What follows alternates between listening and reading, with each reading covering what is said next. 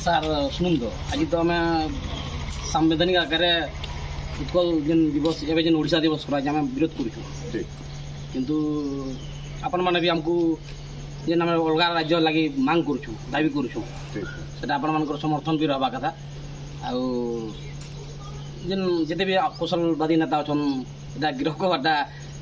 प्रकृत पक्ष ठीक नहीं आज्ञा बुझे कि गिरफ नहीं सर जे सरकार नियम अच्छे आमर ओडिशा दिवस पालन होगा आम एंटीसिपेट करी लॉ एक्चुअली चिंता करी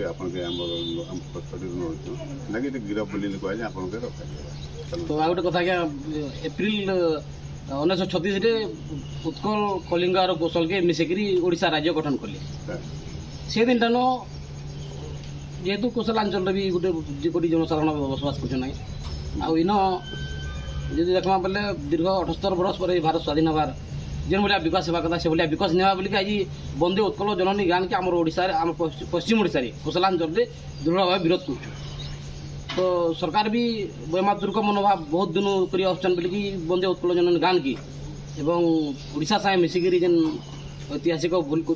आम प्रस्तुत से लगी आम